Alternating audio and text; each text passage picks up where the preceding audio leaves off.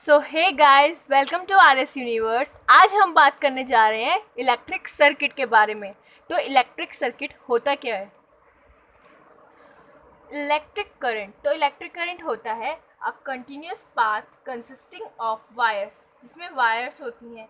एक continuous path होता है जिसमें वायर्स और अदर रेजिस्टेंस होते हैं। अदर रेजिस्टेंस जैसे कि इलेक्ट्रिक बल्ब हो सकता है, कुछ भी हो सकता है। एंड आ स्विच, जिसमें स्विच भी हो between two terminals of a cell के दोनों टर्मिनल्स के बीच में स्विच भी हो, along which an electric current flows, जिसमें इलेक्ट्रिक करंट फ्लो कर रहा हो, उसको हम बोलेंगे सर्किट। वो हमारा सर्किट है। तो अब हम बात करते हैं सर्किट सिंबल्स की। तो इलेक्ट्रिक सर्किट में बहुत सारे कंपोनेंट्स होते हैं, जैसे कि cell, battery, connecting wires, fixed resistance, bulb. तो ये सारी चीज़ों को हमें शो करने के लिए अगर हम इनका एक्चुअल स्केच बनाएं तो बहुत डिफ़िकल्ट हो जाएगा इनकी ड्राइंग बनानी। तो इसलिए हम कुछ सिंबल्स लेके चलते हैं जो इन चीज़ों को रिप्रेजेंट करते हैं। तो देखते हैं वो क्या सिंबल्स हैं। ये है हमारे कुछ इलेक्ट्रिकल कंपोनेंट। ये सारे कंपोनेंट्स जो हैं वो मोस्टली ये यूज़ होते हैं। तो इनकी जो रिप्रेजेंटेशन है वो आप अच्छे से ध्यान में रखिएगा कि सेल को हम ऐसे रिप्रेजेंट करते हैं और बैटरी ऑफ टू सेल्स को हम ऐसे, कनेक्टिंग वायर बिल्कुल एक ऐसे रिप्रेजेंट होती है लाइन की तरह। एंड अगर एक जॉइंट वायर है तो हम उसको ऐसे रिप्रेजेंट करते हैं। वायर क्रॉसिंग विदाउट कॉन्टैक्ट को हम ऐसे रिप्रेजेंट करते हैं। और फिक्स्ड रेजिस्टेंस, जिसको हम रजिस्टर भी बोलते हैं, उसको हम ऐसे रिप्रेजेंट करते हैं।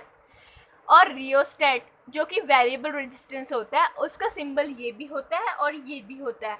ये दोनों ही रियोस्टेट के सिंबल हैं। और एमीटर का सिंबल ये होता है, वोल्ट मीटर का ये, एंड गैल्वेनोमीटर को हम ऐसे रिप्रेजेंट करते हैं। और इलेक्ट्रिक बल्ब को अगर शो करना हो तो हम ऐसे करते हैं। एंड ओपन की एंड क्लोज की, इसको हम ऐसे रिप्रेजेंट करते हैं। तो आई होप आपको ये सब अच्छे से समझ में आ गया हो। तो आप चाहे तो इसको नोट भी कर सकते हैं, वीडियो को पॉज करिए और इन सब इलेक्ट्रिकल कंपोनेंट्स के सिंबल को नोट करिए। ये सभी सिंबल्स आगे यूज़ होंगे जब हम सर्किट डायग्राम बनाएंगे। अब हम बात करते हैं सर्किट डायग्राम की। सर्किट डायग्राम होता क्या है? सर्किट डायग्राम एक डायग्राम है जो कि हमें बताता है कि जो डिफरेंट कंपोनेंट्स है वो एक दूसरे के साथ कैसे कनेक्टेड हैं by the use of symbols of these components. In components के सिंबल को यूज़ करके हम एक डायग्राम बनाते हैं जिससे हमें पता चलता है कि डिफरेंट कंपोनेंट्स एक दूसरे के साथ कैसे कनेक्टेड हैं। अब हम एक छोटा सा एग्जाम्पल देख लेते हैं सिंपल सर्किट डायग्राम का। तो अब हम एक सिंपल सा सर्किट ड्रॉ करते हैं।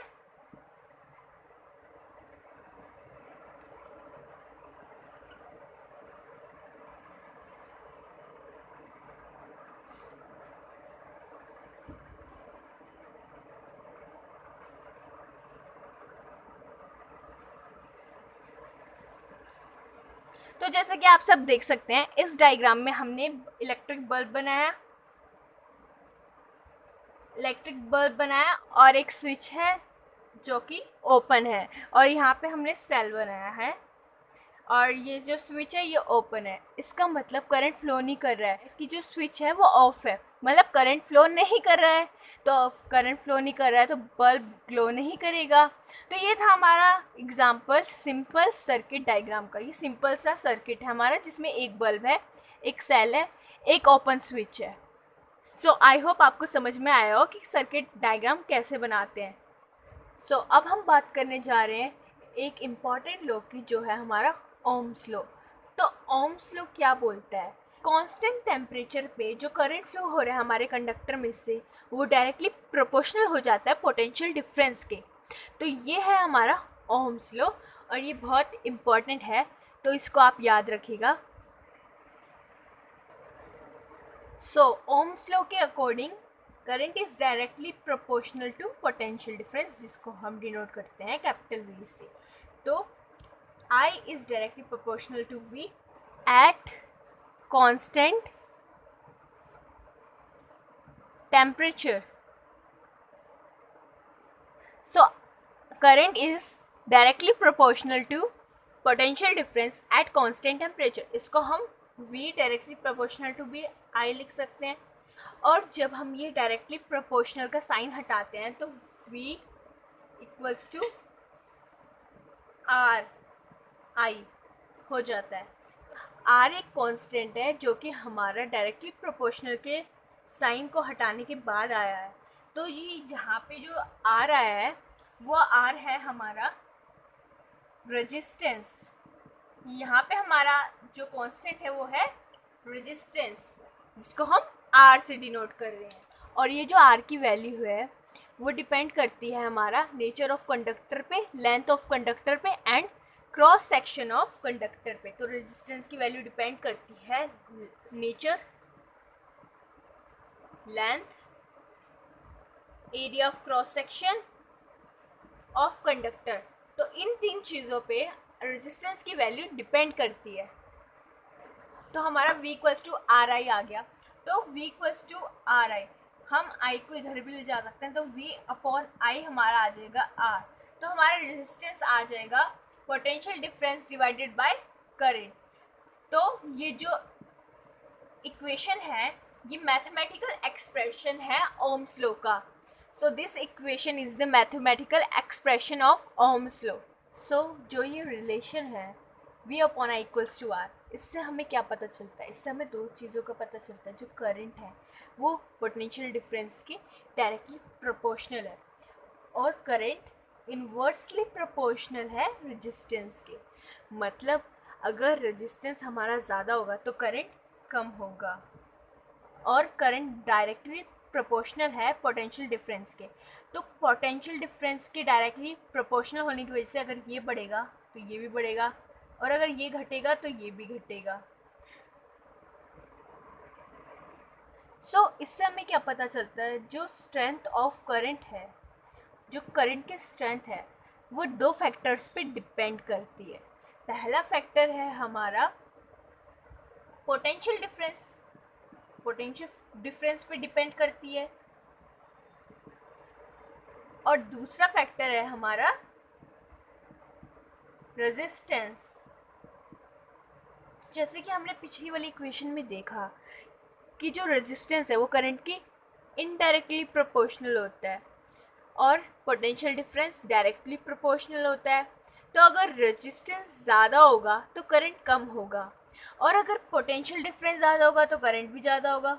पोटेंशियल डिफरेंस कम होगा तो करंट भी कम होगा, क्योंकि ये डायरेक्टली प्रोपोर्शनल है और रेजिस्टेंस इनडायरेक्टली प्रोपोर्शनल है। तो आई होप आपको ये यहाँ तक का समझ में आया हो। सो अब हम बात करते हैं रेजिस्टेंस ऑफ कंडक्टर की। तो रेजिस्टेंस वो प्रॉपर्टी है कंडक्टर की जिसकी वजह से वो अपोज करता है करंट के फ्लो का, वो मतलब रोकता है करंट की फ्लो को। उस प्रॉपर्टी को बोलते हैं रेजिस्टेंस। सो रेजिस्टेंस की एसआई यूनिट ओम होती है, जिसको हम ऐसे डिनोट करते हैं। सो 1 ओम हमारा कब होगा? जब हमारा 1 वोल्ट पोटेंशियल डिफरेंस अप्लाई होगा और करंट फ्लो होगा 1 एम्पियर। जैसे कि हमें पता है R equals to V upon I होता है।